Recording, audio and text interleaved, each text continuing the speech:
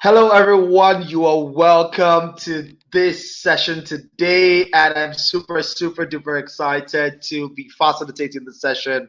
I have an amazing guest that I'm going to be speaking to today. And just before I introduce her, in case you do not know who I am, my name is Davis, and I am the Community Development Lead at Birmingham Enterprise Community. And this live stream is coming to you, courtesy of Birmingham Enterprise Community. Obviously, we are that community that brings entrepreneurs in the local Birmingham area and across the West Midlands together, to network, to learn, to grow, all in a beat to help our businesses grow. Today, we're going to be having a conversation about building a business in challenging times with an entrepreneur that I have come to respect a lot, and she's here with us already. She's the founder of 10th Street, and 10th Street is an amazing company that is doing some interesting things in the fashion space, doing it sustainably, doing it profitably, and doing it in a way that impacts people and positively impacts the planet as well. So without further ado, we're just going to get started with the conversation, and I am going to introduce to you at this point in time, ladies and gentlemen, Langa Bird. Hi, Davies. That was quite the introduction. Thank you. Awesome. You're welcome, Langa. It's so good to have you on the session tonight.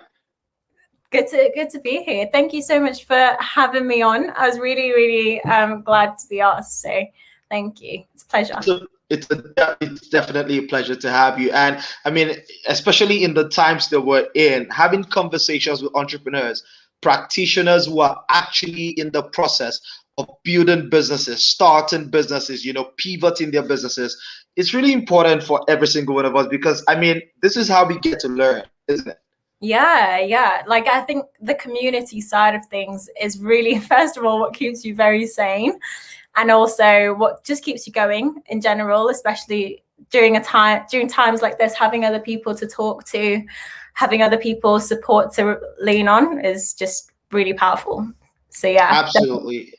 I totally agree with that. And I think one of the things that makes sessions like this really insightful is the fact that, it goes beyond the structure of a custom built learning environment where you're learning how to do X and how to do Y. It's just really having conversations with people that are actually doing these things and learning from experiences. And I am so eager to get into what we have lined up for today. I'm sure you're excited as well. Yes, slightly nervous, but absolutely. Okay, so let's get started, Langa, from like the very basics, the very foundations. Tell us a little bit about your story. How did you, get to become an entrepreneur? What was your motivation for starting 10th Street? Talk to us about that. Yeah, great question. So 10th Streets really was born from my just love for fashion. I'm sure every single person will tell you, like most females will tell you, I love fashion. I just want to go into it and work in fashion. Some maybe, but it's definitely the story for me. I mean, when I was about 11, 12 years old, I used to design clothes in the back of the classroom. So I remember back in geography class, I had my notepad out. Interesting. Just being a great student, as you do. And so yeah, like every single person in class in my year group just knew me as the fashion designer. And that, like, I was dead set on becoming a fashion designer for a long time until I kind of hit year 10. So I think I was 15, going into GCSEs. And of course, coming from an African family, the expectations are set. You're supposed to go into being a doctor or being an engineer or a lawyer. That's just the standard. So with me, I definitely knew that was the case. And also I did really like education in general. Really enjoyed it. So I ended up just putting all my focus into education. So I loved maths, chemistry, that kind of thing. And then went on to uni, studied chemical engineering. And that's when I started hating education. I was like, why am I here? And so yeah, with that, like, I remember the first day of my course, I was like, when do I graduate from this course? Like, it's really intense. So like, of course, held back any delight that I had in fashion, like the drawing. It just literally took a step back, and I hadn't done it so I did my 4-year degree. I hadn't done it until I finished uni, and then just started it up again. But I always knew that it was my passion. I always loved it, and then I went on to start a corporate job. Went to work for a really great company, but as soon as I stepped into that, I just knew that wasn't. That was it for you. It's not my calling. It's not my course in life. So I ended up very, very, very. Someone would probably say, not very smart, not very wise and responsible, but I ended up leaving that job, and I was like, I really need to just find what I love to do. I need to find what I'm passionate about, and that's when I started going back into design. So I started designing clothes, started looking more into fashion, and that's essentially where 10 Streets was born. I realized, this is my passion. I might as well go for it. And yeah. Exactly. I mean, if you're going to do anything, we might as well just do that which we're passionate about. And I'm really excited about the fact that, I mean, it's such a great thing to learn that your journey has evolved from you being in the education space and really thinking this is it, and then finding out, no, I don't want to do this, and then get into a corporate job, and then deciding to start a business and things of that nature. It's never a straight line with us entrepreneurs, is it? No, I don't think so at all. Like, I've got friends who have just landed into entrepreneurship by accident. I've got friends who've been entrepreneurs since they were 16 years old. Like, how have you been doing this? Like, I didn't even know about this stuff when I was that age. But like, it's never a straight course at all. And I think that's the beauty of it. The fact that you can actually go into it at any point in your life. And I think if it's in you as well. Like, you kind of can't step away from it when you do enjoy it. So yeah. And awesome. Go ahead. Sorry. What were you going to say, sorry? No, go ahead. Yeah, I was saying, for me, having that, of course, being a creative naturally with the design and stuff, but then also going through an engineering degree and having to learn all about, analysis, having to do lots of maths and stuff like that, which was not really exciting, but it really, they both come together and like, it's not wasted at the end of the day. They both come together and merge into what's 10 Streets, and it makes me so much, I guess the background in engineering makes me so much better at the more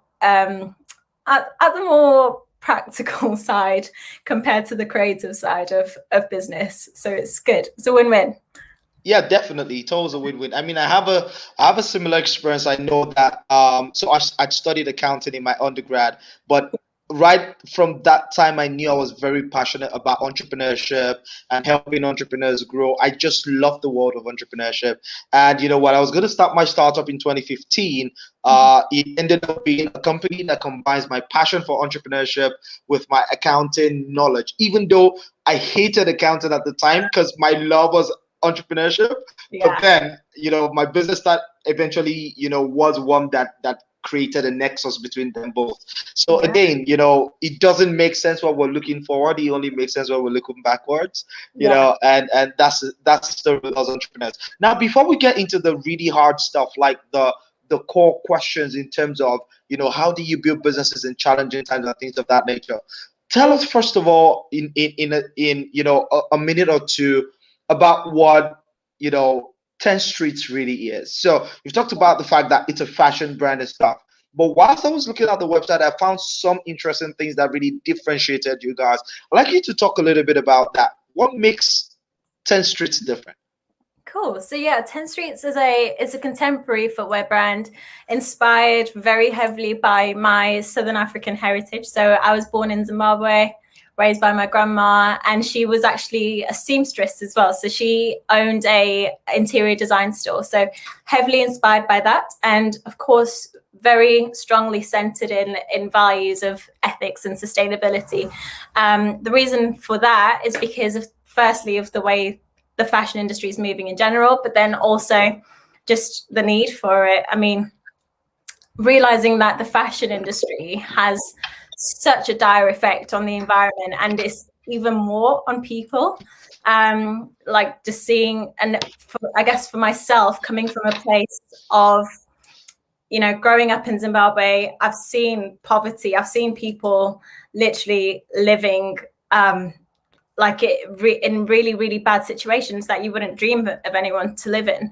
And to think that actually I could be working in an industry and I could be doing it in a way that is making that even worse for more people across the world. That's just something that I don't want. And what I do want is to move the industry in a direction that's completely the opposite, in a direction that is really caring and careful for people and responsible in the way that it produces. So I guess there is a massive stake in it for me. And it's not just profit, it's the fact that this could actually change a lot of people's lives. And that's exactly what I wanted to do. So yeah, it's a fashion brand, but it doesn't just stop there. Awesome. That's really interesting because I mean, that social element is really critical. And as we've seen with some of the recent brands that have really done well in the social impact space, the fact that there's a social consciousness at the heart of the organization even encourages, you know, growth in terms of sales and customer acquisition and things of that nature. So I strongly believe that you guys are on the right track, and I look forward to all that lies ahead. Thanks. So now let's talk about the start of 10th Street, because I found out that you started right at the heart of the pandemic. I did. It was great timing. So, I mean, before we talk about the building and all the different moving parts you had to grapple with, I mean, in the midst of the pandemic, now I've seen this happen because if you take a look at some of the big companies and unicorns that we see today, the Ubers of this world, Airbnb, these guys were born at the heart of the global financial crisis in 2008. Again, it's happening with quite a number of startups in 2020/2021, and you happen to be one of those. Starting a business in a pandemic, what is the thought process that goes into that? I mean, I don't think there's much thought process. I think that's the thing. I think it's just, I don't know. I think there's definitely, I think you'll know this as well. There's definitely a certain piece of recklessness as well in being an entrepreneur. Absolutely. It's just taking it as it, like just doing it as whenever you can, as and how, when. So when I had the idea, it was back in February last year. Okay. But when I decided to really do it was like literally as soon as the government said everyone stay at home. So I don't think in my head I really foresaw what the world's going to look like, and the fact that we're not going to be able to travel, the fact that there's going to be a massive economic crisis coming ahead. So those things are probably not at the forefront. I think in the forefront of my mind was, I want to do this. I just want to get to it now. Let's just go for it. And yeah, that I think now looking back and asking myself, like, would I still make that decision? I absolutely would still make that decision, because exactly. That's the spirit of entrepreneurship. And if there's one thing that I'm learning from what you're saying, is this thing about as entrepreneurs, it doesn't have to be perfect. It just has to be done. The conditions doesn't have to be right. And I know that there might be a number of people watching this today that are entrepreneurs themselves, or they're looking to start businesses. Just a message for you. The conditions doesn't have to be perfect. Just get started. You figure it out as you go along. I mean, Langa is a great example of that. And, you know, she's just said if she had to do it again, she'll do it exactly the same way. And, you know, right now she can look back and say, I'm really, really glad that I started when I started. So you decided to start. As you were building the business, as you were piecing together the different moving parts, you know, the pandemic was raging on, the lockdown was full on. What was that process like for you? Because I know, you know, especially in your industry, there's an expansive supply chain. You have to talk to the artisans. that are making these things. You have to, talk about the logistics of moving it from place to place. You have to talk about design. You have to talk about, sales, customer acquisition, building the website, building the team, all those crazy things that we do as entrepreneurs. Yeah. How did you manage all of that through the process? Well, I think the first part was just realizing that there's a lot of stuff that I have no clue about in the world. Like, I had no clue, and I still probably have no clue. But as you said, it's about that starting point and just doing what you can. So I quickly realized that I 100% need support. And I mean, the first thing was just reading, and then you realize, oh gosh, I've got to do this, and then I've got to do this, and then there's this as well, and then there's marketing, and then there's sales, and then there's factories. So it, like, when you kind of read and you realize exactly what you need to do, it's quite easy to feel swamped and overwhelmed. But then, yeah, and again, like, that point was actually when I did come across Birmingham Enterprise Community as well, because I was just reading through, flicking through, looking for support and looking for community as well. So in that process, of course, it was about reading, but then seeing how, like, who else knows about this stuff that I can lean on and ask for support and ask for help. So yeah, looking for support was definitely the first part. I don't know if I answered your question very well. Yes, you did, because sometimes for us entrepreneurs, like you rightly said, we get overwhelmed with all that there is to do, especially if you're starting out. Sometimes you have to be everything. You have to be the operator, you have to be the accountant, the lawyer, the electrician, every single role you're filling it. And it can very easily feel overwhelming. And just like you rightly said, seeking for support is very, very critical. And I'm really glad that that was the path that you chose. Now, just before I dive a little bit deeper into that, for every single person that is watching, whether you're watching this on Facebook, on LinkedIn, on YouTube, if you'd like to be a part of the conversation, please ensure that you drop your thoughts, your comment, your question in the comment section below. And then once I see them, I would acknowledge your question. If you have a question that you'd like to post to Langa, please ensure that you drop it as well in the comment section. So let's get back to that. Okay. Looking for support, and then you found the Birmingham Enterprise Community. What was the deciding factor for you? Because I don't know, but I'm probably sure that Beck was not the only community that you found. What was the thing that made you say, I've got to be a part of this? Yeah, I mean, to be honest, it was actually one of the only communities that I did find at the time. Maybe it's because I didn't look hard enough, but I think it had been recommended to me as well by another friend. I don't know who it was, but yeah, I'm pretty sure it was recommended to me, or I'd seen it on LinkedIn or something. But yeah, in terms of why I landed on Birmingham Enterprise Community, I think the fact that it's local is really important, because that meant that, of course, in normal circumstances, you probably have the opportunity to go in and meet people in person. But then that means that those people are also very close to you, as people that are very local, accessible. You can kind of just, if you do need to get in touch with them, just get in touch with them. So I don't know, that made it feel a bit even cozier. Like, if I was if the BEC was in Scotland or something, I think I'd be you'd feel like why are we I don't know, it's just, yeah, that localization makes it feel definitely closer to home. And there was a scholarship at the time which I was accepted into, so I'm really, really grateful for that. But it's the Female Founders Scholarship, which I was accepted into, and so I was really glad that, because money. Very quickly, just to clarify, that was the Female Founders Scholarship for the Startup Sprint, right? Yes, the Startup Sprint. Absolutely. Please go ahead.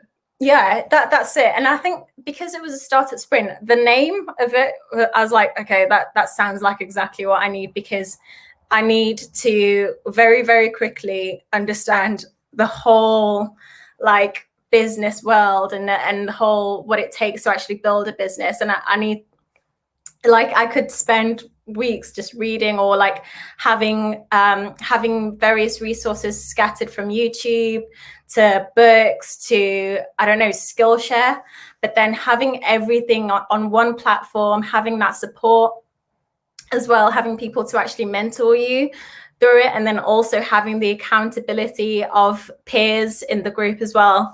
Like that's very, very appealing, because I guess I just realized that that's exactly what I needed at the time, alongside, of course, the education. So it's really good. Wow, that's such a great thing to spot out. And to everyone watching, I'd like to let you know that you should stay till the end of the stream, because at the end of the stream, uh, we're going to be talking about that same scholarship that Langa that got her into the startup stream. We've got a couple of places open for that, but I'm going to talk about that at the end of the session. So, Langa, here you are. You've gotten accepted into Startup Spring because you identified with it. It was going to provide the training. It was going to provide the mentorship. It was going to provide the peer-to-peer mentorship, the one-on-one mentorship, the support, and also the understanding of the startup landscape that you did not have at the time. So take us to so you've just talked about Langa before Startup Sprint. Yeah. And then Langa after Startup Sprint. Were those expectations met? What did that program do to your entrepreneurial journey?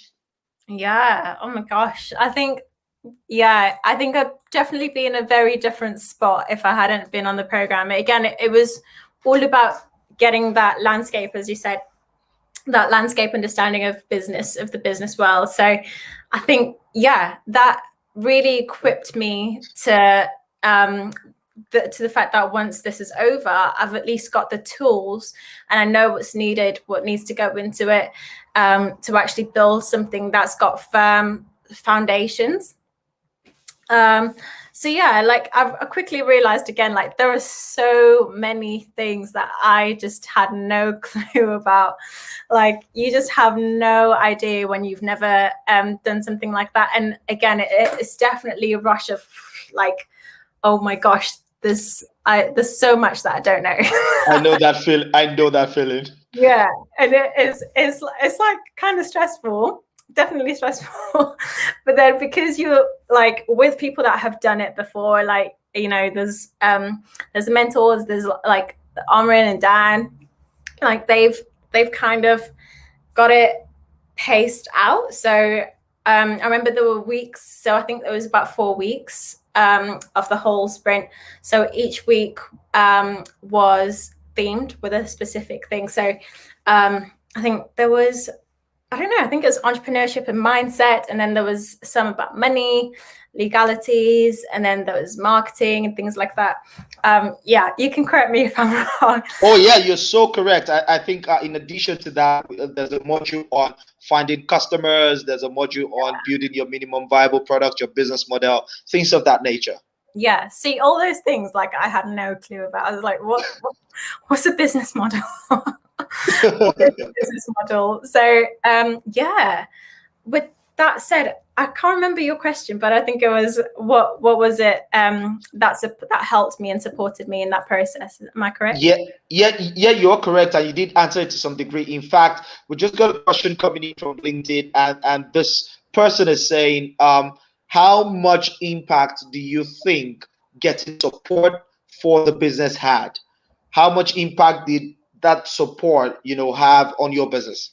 I honestly, it was a huge amount of impact, like, and it still is a huge amount of impact. I mean, just a couple of weeks, because I think first of all, you're networking, and I think networking is one of the biggest one of the biggest pointers for being successful, like building something successful, just because you first of all you become like the people around you. So I realized the importance of networking through that, because building those, like there was a couple of people in the squad that I joined who I'm still in contact with, and they were great, and they're still great for like bouncing ideas off each other, talking to each other about how their process has been done, how have they managed to get funding for their business, how do they do their marketing. It's still ongoing conversations with people that I met,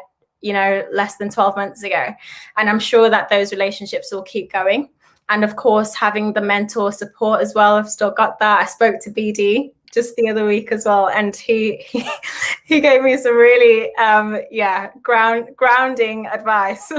Interesting. But yeah, so having mentors, and it's still ongoing. Like, I think that education of having those different pillars and the topics that we studied, like, it doesn't just end there. It's conversations that still keep going, and that knowledge just sticks with you. So yeah, it's very valuable, and I'd highly recommend it, especially for people that have never done entrepreneurship before. Gives you the basics. Yeah, I totally agree with you, Langa. It's such an important factor in building a business, and I really love the fact that you highlighted the fact that put you within a network. The network itself provides a lot of value. I mean, you've talked about the fact that you're still in touch with a lot of the members of your cohort. You still bounce ideas off each other. I'm pretty sure you guys even keep each other accountable to some degree. And then you still speaking to the mentors that you on the platform, even though the program itself, the sprint itself, was for 4 to 5 weeks.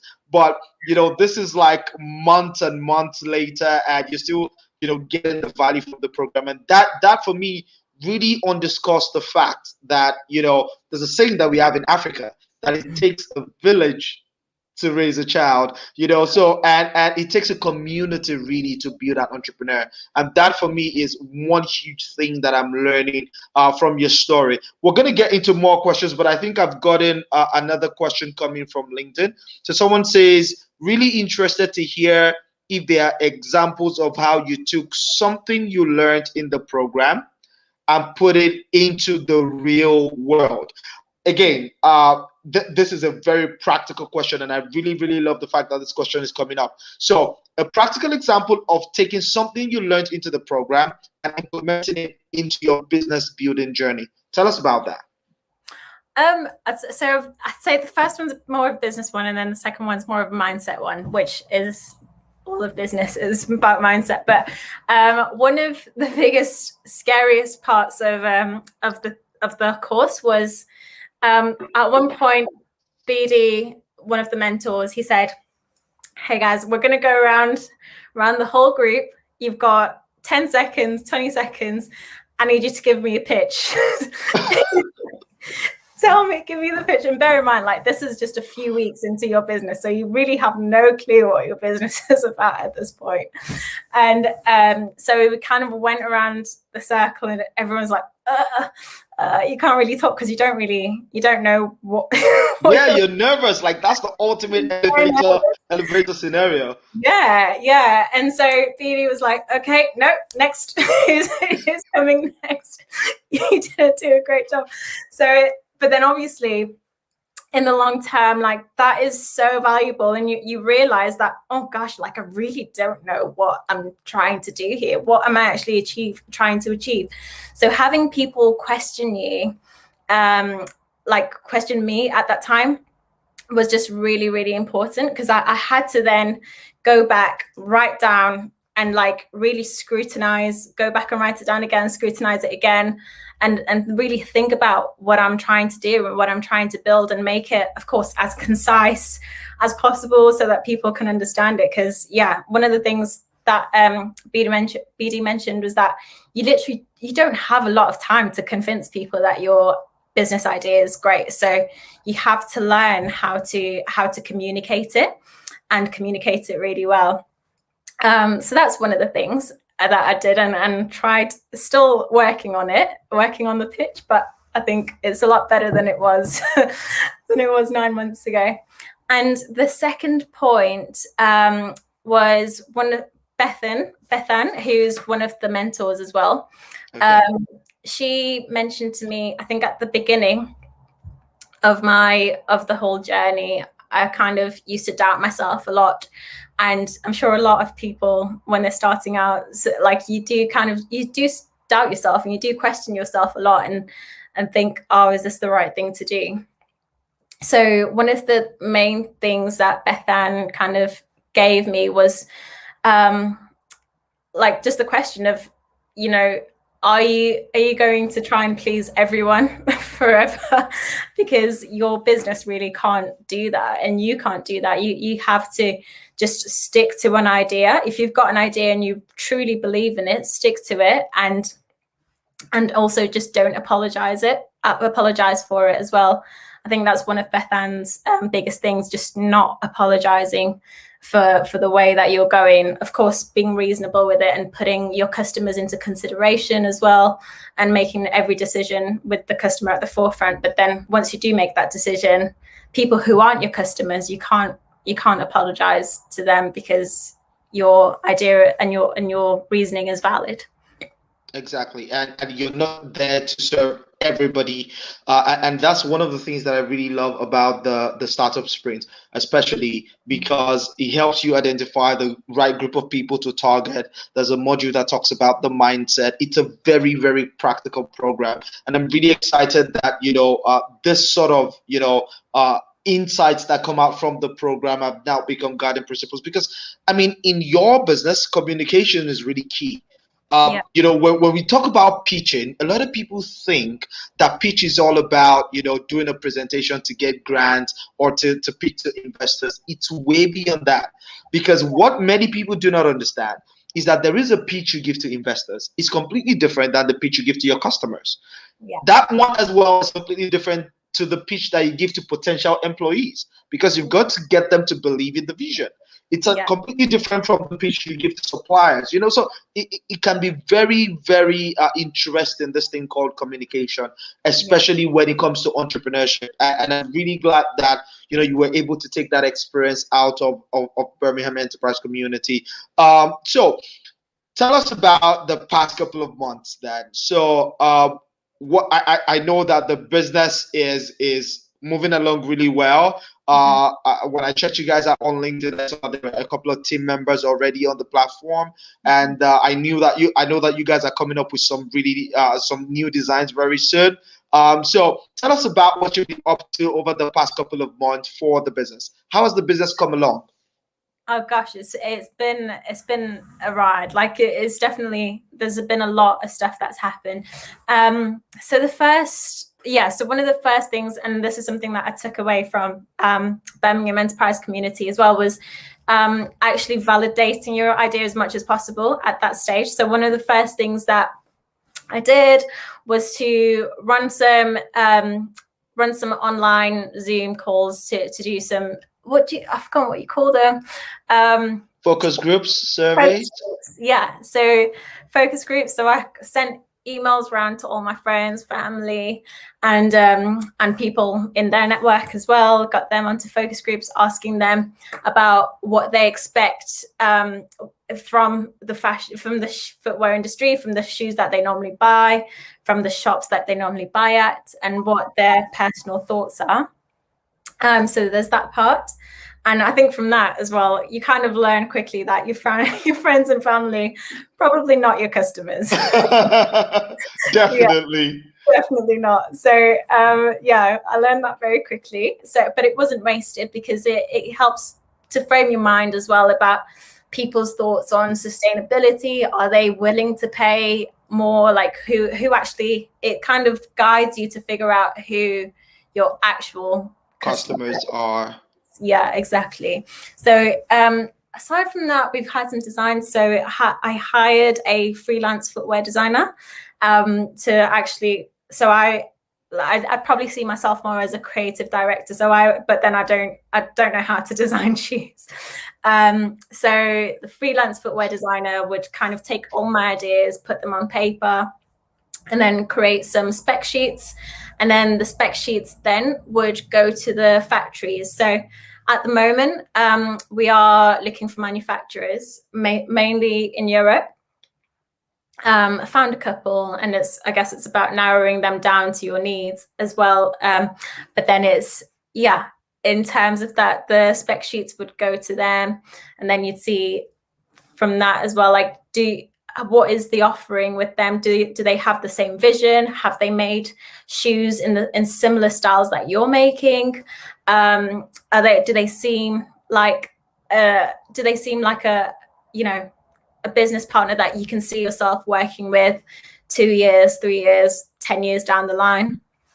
So it's a lot of kind of course, starting from the business model and a loose business plan with your vision of where you're going, and as you're moving along, just checking back with that and seeing, does this still align with my vision? Does this still align with where we're going?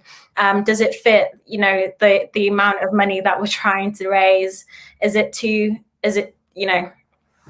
Are we kind of going off track as well? So yeah, it's been a lot that's happening, and it's just never ending.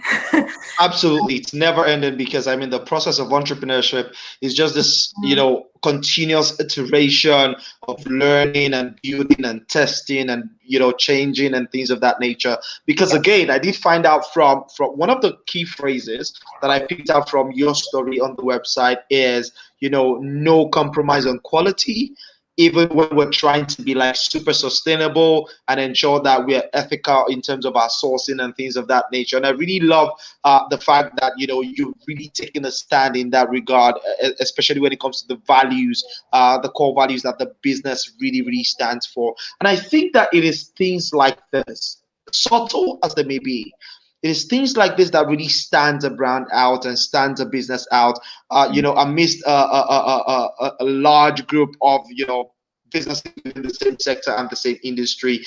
So as we begin to wrap up, there are two things I wanted you to roll into one, right? So I wanted you to talk about, what does the sustainability thing really mean to you? Why is it really important in the grand scheme of things? And just as a sequel to that, I'd also like you to talk about what the next steps are. I mean, you've talked us through your journey of how you started, where you came from, how you leveraged the community, Birmingham Enterprise Community, to learn the things necessary and started building. So what's next? I mean, what does the future hold for 10th Street? So just sort of like answer those together for us as we begin to wrap up. Okay, yeah, great. So in terms of sustainability, of course, I just believe that sustainability is quite trendy at the moment, but it's just not a trend. It's just the way that business should have always been and will always be as well. And to me, like, I recognize that it's possible to be profitable and to also be sustainable in the way that things run. And I think a lot of companies, the way that they run, they cut corners and make the labor cheaper or make the materials cheaper so that they can have a higher margin on their products and higher profits. But then, like, it doesn't have to be like that. And I think it's recognizing that and wanting to move the fashion industry in a direction that is like that is definitely a passion of mine. How can we give people and customers products that are actually much more valuable to them, and an experience with a business and a brand that is actually much more valuable. It's not just transactional, it's also educating them at the same time about the future, and it's also allowing the customer to have a certain impact on the globe as well. So that is definitely, for me, what it means to be a sustainable business and to make sustainable profit. So absolutely, the triple bottom line is what we like to call it. You make profit, you create impact for people, and also you create positive impact for the planet. Yeah, that's exactly it. I didn't know about that triple bottom line. Oh yeah, that's all good. Yeah, and guys, I mean, this to everyone watching, these are some of like the interesting and amazing things that you get exposed to from a practical standpoint, when you're part of a community like the Birmingham Enterprise Community, especially with programs like the Startup Sprint. So the other question I asked, somebody has also emphasized it in the comment. What does the future hold for 10 Streets? The future, oh my goodness, who knows? I'm personally very, very excited for the future.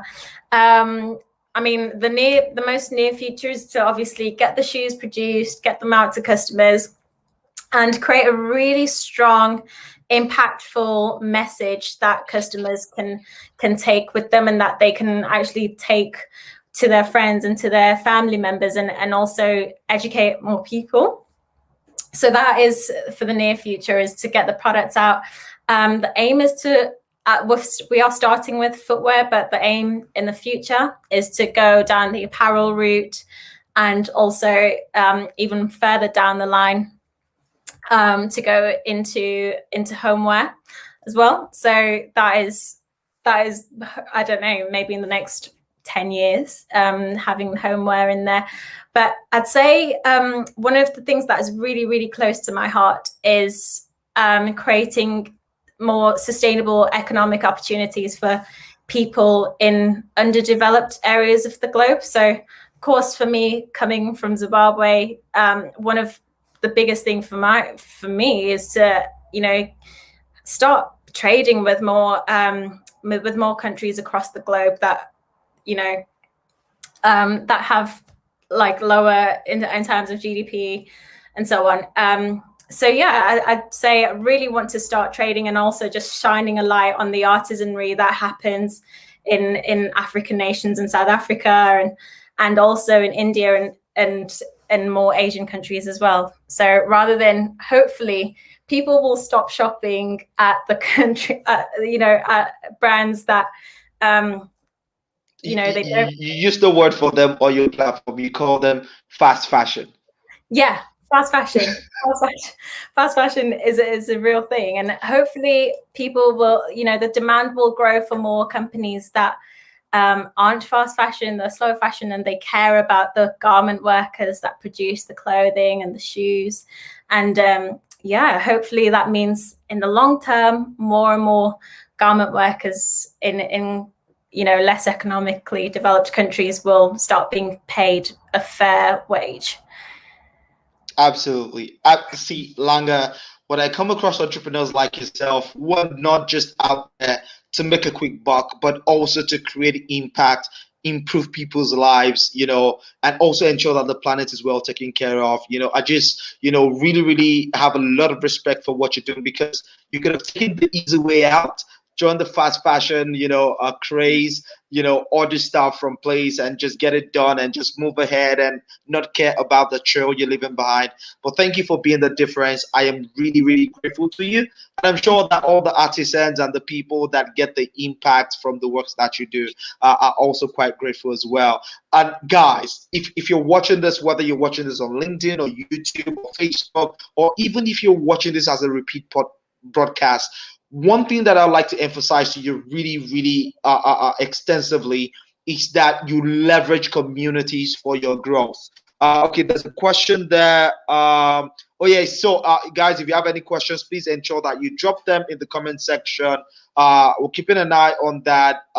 So Langa's still here for a few more minutes. So if you have questions for Langa, if you have questions for myself, if you have questions for Birmingham Enterprise Community, please ensure that you drop them in the comment section below. Now, while I'm waiting for your questions, I'm going to take a quick opportunity to talk about that same program that Langa was a part of that really got her started in her journey. It's called the Startup Sprint, and the entire purpose of the Startup Sprint is actually to help people who want to start businesses, to accelerate their journey to actually start it.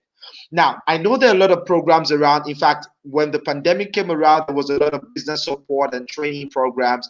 But for the most part, these training programs are facilitated by academics or government officials or people that are not just actually running businesses.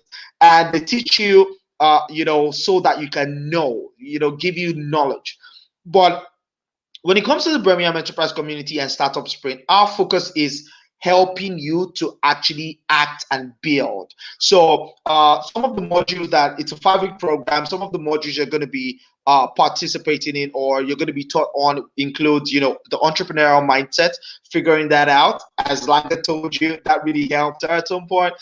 Understanding customers, how to build your business models, finance, legal, and you're also going to be helped along your journey of building your minimum viable products, which essentially is that version of your product that you can go to market with, to test the market, to conduct your focus groups, and validate really that there is substance with your idea. Now, aside from all of this, you get access to templates and perks and also resources worth up to £5,000. But this program is just a £300 investment for you. So if you want to start a business, one of the very best investments you can make is to sign up for the startup sprint. If you take a look at the screen, at the bottom of the screen, you can see the registration link scrolling at the bottom of the screen. But there is more. If you are a female founder and you feel like you're at that point where the startup sprint can really, really help you, you can apply for the Female Founder Scholarship, which Langa also applied for, and it got her into the program, and she's got all those great testimonies and great stories to tell. The Female Founder Scholarship is currently available for 3 female founders. So if you're a female founder and you have a great business idea, go onto the link on your screen. Just go to Birmingham Enterprise Community.co.uk. You'll find the link for the startup sprint. You can apply right then and there and apply for your scholarship. You just never can tell. It might be you getting the scholarship into the program. But for the rest of us gentlemen and all the other females that are not going to get the scholarship, it's a £300 investment. And I think it's a really, really smart investment for the value that you're going to get, the accountability, the resources, the network, the mentorship, the learnings. And also, after 5 weeks, your business will be closer to the market than it ever could be. So I'm going to check very quickly to see if there are more questions for Langa. Okay, so there's a question here, and Langa, this LinkedIn user, by the way, guys, if you're sending us comments on LinkedIn, I can see your name. So apologies if I'm not acknowledging you. But there's a question here, Langa, what would your top 3 tips be for anyone starting a business today? So if you know anyone that's starting a business today, what 3 tips are you going to offer to them right now? Number 1, you can never ever do enough reading and researching. I think that's just something that's always ongoing. So definitely read up and start researching, whatever you need to know. Again, networking, having community, having mentors is just crucial, because you always need people to bounce your ideas off and make sure that you're actually going about things in a good way. And I'd say number 3 is definitely on mindset. There is going to be so many times where you just want to chill out, you want to quit a little bit, and that passion sometimes isn't always going to keep you running, all the miles. So you've got to just kind of work on your mindset every day. So definitely do some reflection and mindset working on. Those are really great tips, and I totally agree. I mean, I've been there. I've had those times when your passion tank is completely dried up, and you just have to find the resilience within you to keep going. Those are really, really insightful and really interesting tips, Langa. And I forgot to mention earlier, guys, the startup sprint, the next cohort is starting next Monday. So you really can get into this right away. So if you go to the website, you can sign up right now. The next cohort is starting on Monday, the 22nd of February, for the February cohort. So I'm going to see if I have any more questions. Oh, yeah, somebody has said, yes, there are more female founders out there. Yes. And please, guys, the recording for this session is going to be available on YouTube at the Birmingham Enterprise Community page. So you can still share, the link to this session with female founders within your network or entrepreneurs within your network that are looking to start businesses. Oh, yeah, thank you so much. We really had a great conversation here tonight. So I do not see any more questions in the chat. So I'm just going to ask you one last one, Langa, before I let you go enjoy the rest of your night. If you could say one thing to your younger self that Langa that was always making sketches in class, right? What would that thing be today? I'd say just don't stop. Just keep doing it. Like you never know where it's gonna lead you, and I'd definitely say just following the passion, because that is where you're meant to be.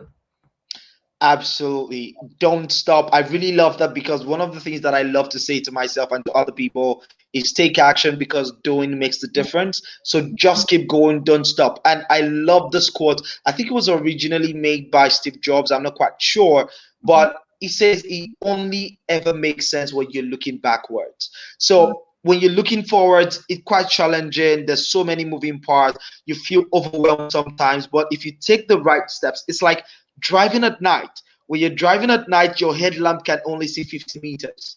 But in order for you to, see the next 50 meters, you need to move ahead. So leverage the 50 meters that you have, and then you see another 50 meters. And the more you move forward, the more clarity you get. And that, for me, is a powerful message that I've learned from your story, Langa. And I would like to say a big thank you to you for making out the time to have this conversation with me tonight. I have thoroughly enjoyed myself, and I'm sure that our audience members have thoroughly enjoyed themselves as well. Thank you so much for having me. And I've learned a lot from you as well, just in the past few minutes that we've been on. So thank you, Davies. You are welcome, Langa. So to everyone watching this, thank you so much for the gift of your attention and the gift of your time. We're really grateful that you spent this time with us today. Please ensure that you follow the Birmingham Enterprise Community on Instagram, on Twitter, on Facebook, on LinkedIn particularly, and also on YouTube, so that you can catch the replays of this session. If you have people within your network that you like to share the session with, please feel free to do that. Remember that the Female Founders Program, we've got 3 slots available for that. So go to birminghaменterprisecommunity.co.uk to sign up for that.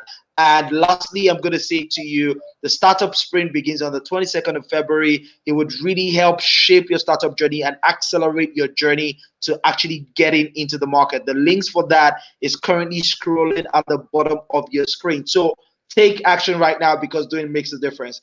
With that, I say once again, Langa, thank you very much for making out the time. We wish you a lot of success with 10th Street. We're going to be keeping tabs with your progress. And thank you very much, Langa, and thank you very much, everyone.